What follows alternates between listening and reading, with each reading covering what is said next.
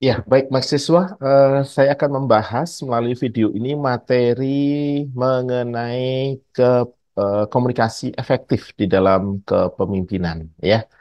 Jadi akan saya share dulu ini materinya.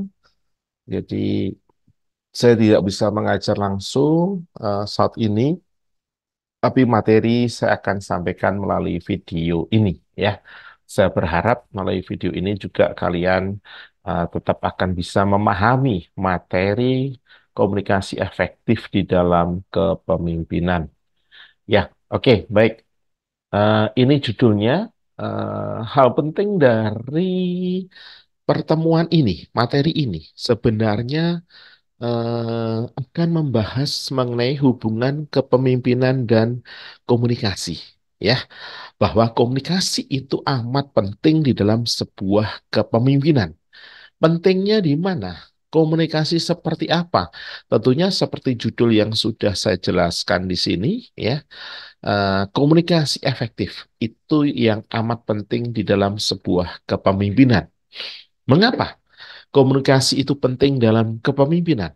Seperti yang sudah saya jelaskan di dalam bab pertama, konsep dasar kepemimpinan, di situ saya jelaskan bahwa hakikat kepemimpinan itu adalah relasi antara pemimpin dan pengikut, ya, dengan situasinya tentunya. Seperti teorinya eh, apa itu yang sudah saya jelaskan gitu ya.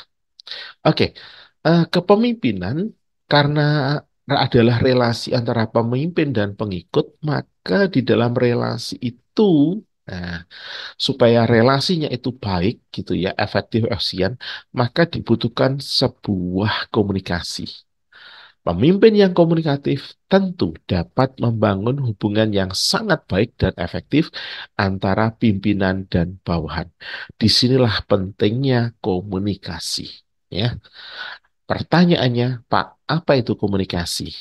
Komunikasi kalau melihat dari perspektif bahasanya, asal katanya ya, dari bahasa Latin communicatio, ya, itu memiliki arti berpartisipasi, kemudian arti yang kedua memberitahukan.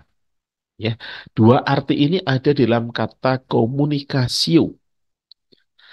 Dari sekian banyak penjelasan para ahli, ya, menjelaskan mengenai definisi komunikasi, saya bisa menyimpulkan bahwa komunikasi itu sebenarnya ya sangat berhubungan sekali dengan apa yang kita sebut penyampaian dan penerimaan pesan.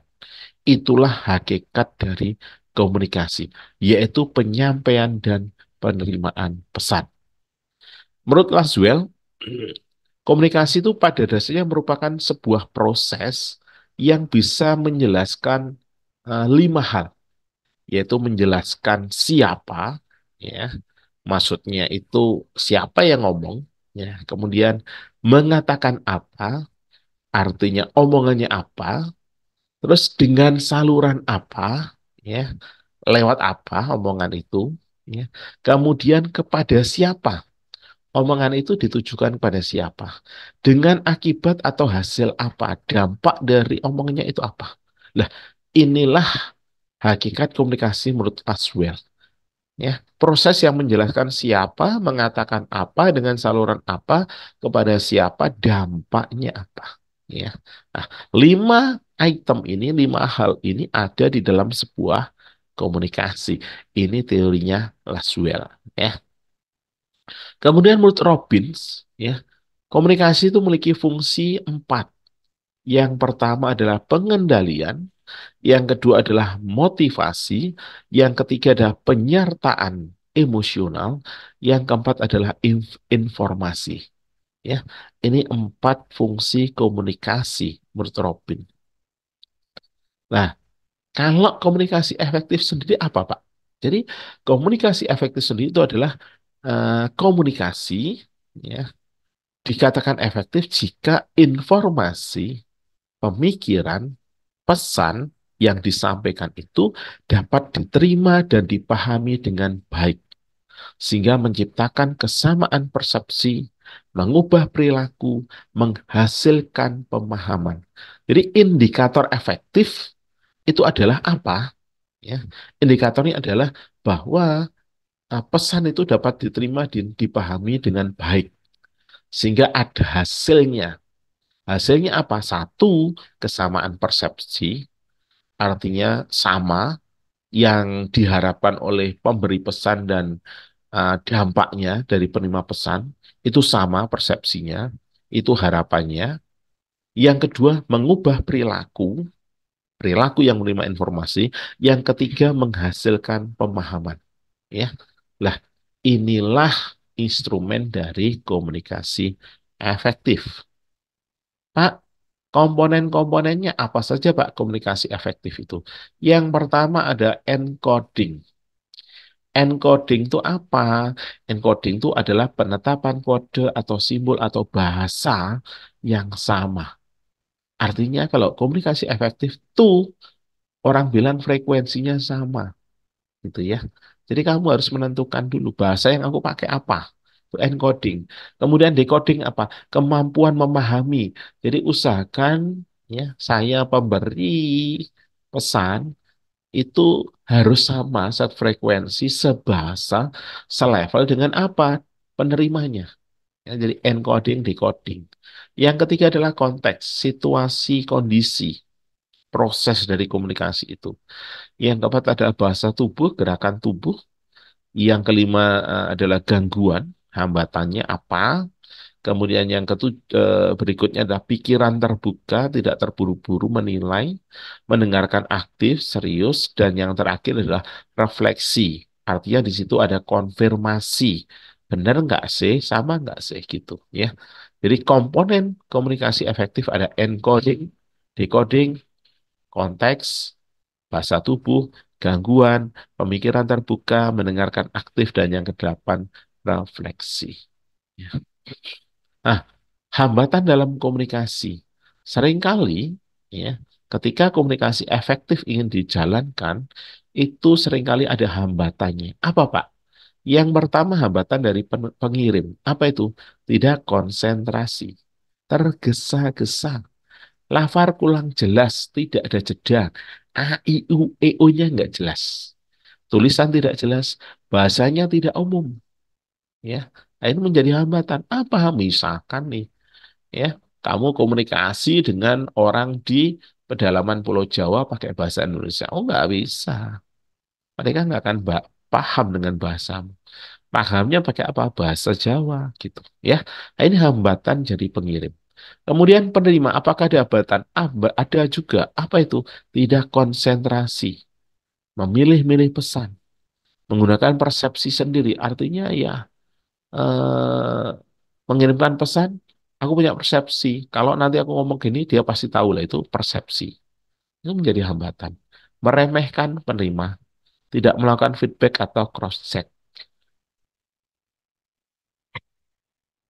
Ya, ini adalah hambatan komunikasi dari perspektif pengirim, penerima, ya.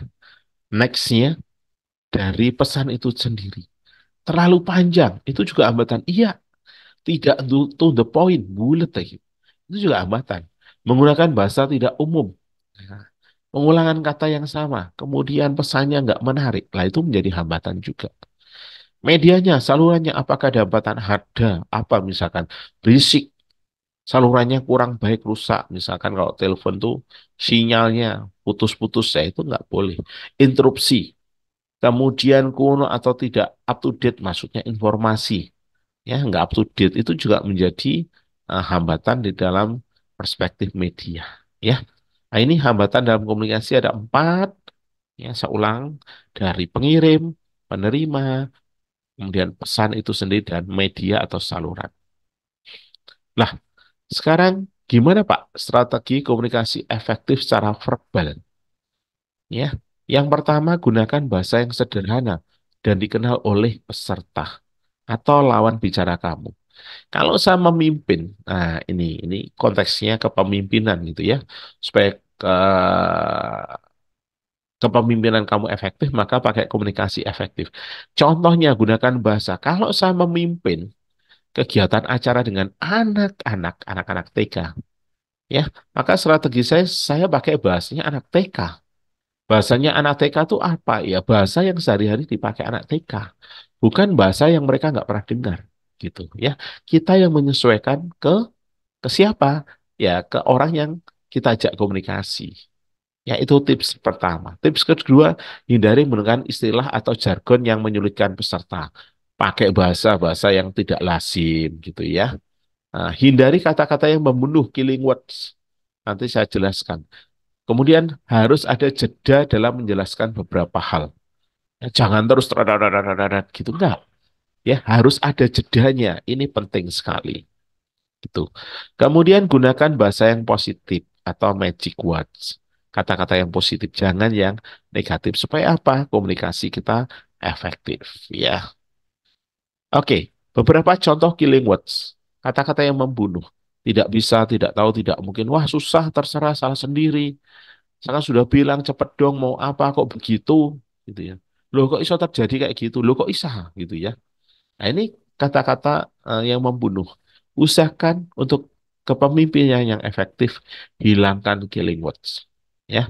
Hilangkan kata-kata negatif, pakai kata-kata positif. Beberapa contoh magic words. Saya akan coba, silakan, tentu, maksud saya, terima kasih, tolong, maaf, boleh nggak begini. Jadi kata-kata positif ya itu justru yang sangat efektif untuk kepemimpinan yang baik ya. Pesan yang ditangkap peserta. Lah, ini ada sebuah riset dari Albert ya, Albert Mehrabian. Dia menyatakan bahwa dalam komunikasi tatap muka, face to face, keefektifan pesan yang ditangkap, ya ketika kamu ngobrol dengan teman, face to face nih, udah ketemu langsung, itu belum tentu efektif juga. Gitu ya. Kenapa? Kalau hanya pakai kata-kata verbal, maka 70% saja yang ditangkap. Kalau pakai kata-katanya tuh uh, intonatif gitu ya, kata-katamu tuh enak didengarkan gitu ya, kata-katamu itu pas dengan mereka, maka hanya 38% yang dia tangkap gitu ya. Nah, kalau baru menggunakan nonverbal bahasa tubuh, ikut ngomong, maka 55% akan ditangkap. Bahasa tubuh itu apa? Ya raut muka kamu, gerak tangan kamu, mimik kamu. Ya, nah, itu diikutkan. Maka 55% gitu ya, pesan pasti akan tertangkap. Strategi komunikasi nonverbal. Tunjukkan bahwa Anda mendengarkan lawan bicara dengan baik. Jadi ketika kamu sebagai pemimpin ingin melakukan komunikasi yang efektif dengan bawahan, maka tunjukkan kepada bawahan bahwa Anda pendengar yang baik. Ya, konkretnya apa? Kontak mata, kamu sering melihat matanya, postur tubuh condong ke depan, ekspresi wajah, gitu ya. Wajahnya memperhatikan gitu ya. Nah, kemarin saya di kelas mengajak mahasiswa untuk berdiskusi ya, menyampaikan opini atau pendapat itu saya wajibkan, jadi semua ngomong gitu ya. Ternyata ketika mahasiswa ngomong tuh ada yang modelnya nggak melihat Pak Felix gitu ya, dia ngomong kayak ke tembok gitu ya. Ada yang ini maksudnya laporannya ke saya gitu ya, tapi tatapan wajahnya bukan ke saya. Nah ini nggak efektif banget gitu ya, nggak ekspresif wajahnya. Udah nggak jelas gitu ya. Nah, itu harus diabaikan, dihilangkan gitu ya. Kemudian perhatikan ekspresi wajah lawan bicara yang bingung, tidak antusias, tidak setuju atau menantang. Jadi penting sekali ketika kita mau melakukan strategi komunikasi nonverbal yang efektif, maka mau nggak mau harus punya perhatian yang besar pada apa orang yang kita ajak komunikasi. Ya, perhatikan wajahnya, bingung apa enggak gitu ya. Nah, itu penting banget. Jangan pernah kita memaksakan, oke, karena pesannya banyak, wis, pokoknya tak sampaikan semua. Enggak, enggak melihat bahwa orang ini antusias apa enggak. Enggak. Pokoknya ngomong lah, ini yang tidak efektif. Sia-sia. Oh, ngomong panjang lebar akhirnya mereka tidak menangkap. Ya, nah ini sangat penting banget. Kemudian strategi komunikasi nonverbal, hindari terlalu lama berdiri di satu titik. Ya, kendalikan intonasi, jangan hanya mendatar. Hindari menggunakan bahasa tubuh yang membunuh tadi. Ya, gunakan magic gesture. Jangan terlihat ragu pada saat memberikan instruksi untuk melakukan sesuatu. Jadi harus kamu percaya diri. Oke, semuanya ya, setelah ini saya akan mengajak kalian untuk misalkan ya, berdiri misalkan. Nah, ini butuh magic gesture ya. Oke, next. Beberapa contoh killing gesture ya, gestur berkaca pinggang, melihat dengan sinis, bersedekap, duduk menyandar, duduk berpangku tangan, mengangkitkan dahi, menarik nafas panjang. Itu, itu killing yang eh, killing gesture yang tidak bagus. Oke, beberapa contoh magic gesture: senyum, tangan di sisi badan, pandangan bersahabat, menunjuk dengan seluruh jari, ya silakan gitu ya. Duduk tegak, agak condong ke muka, jangan dengan sigap dan jalan dengan sigap dan mantap. Jadi kalau jalan itu ya tenang, ya mantap, ya posisi tangan terbuka. Ini contoh magic gesture, ya. Oke, catatan dari saya mengakhiri materi ini, komunikasi adalah sebuah seni. Jadi komunikasi itu seni, eh,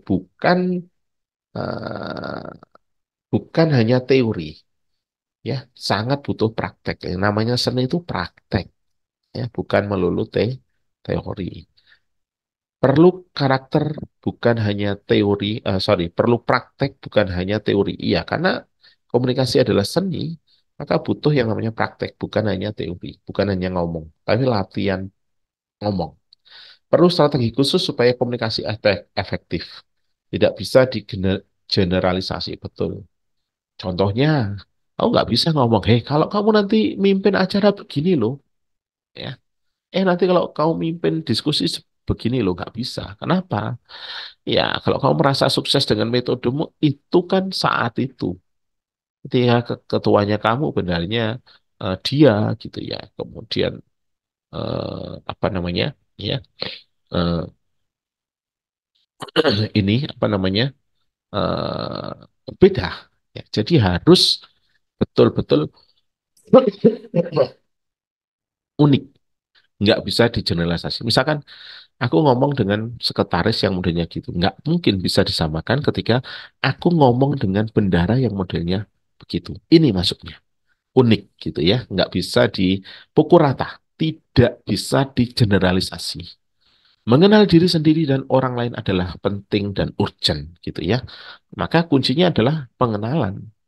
Ya, kenapa kamu komunikasinya beda antara sekretaris dengan bendara? Iya, karena orangnya berbeda, pengenalannya juga berbeda. Ya, baik, mahasiswa, ini catatan dari saya mengenai materi komunikasi. Ya, intinya komunikasi itu sangat penting di dalam sebuah kepemimpinan, karena kepemimpinan itu bicara relasi pemimpin dengan pengikut, dengan situasinya. Eh, karena ini ada sebuah relasi, maka komunikasi itu teramat penting. Gitu ya. Ini sudah saya jelaskan komponen komunikasi efektif gimana, definisi komunikasi efektif seperti apa, fungsinya kayak apa, ya, pengertiannya kayak apa, ya. Oke, baik. Terima kasih mahasiswa. Itu yang bisa saya sampaikan mengenai materi komunikasi efektif melalui video ini. Untuk presensi seperti biasa, silahkan mengerjakan tugas di assessment, review materi saya, ya. Itu akan menjadi pengganti untuk kehadiran Anda, ya. Oke, baik.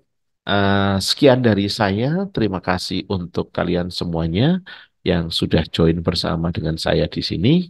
Ya, sukses selalu untuk kalian. Ya, jangan pernah patah semangat.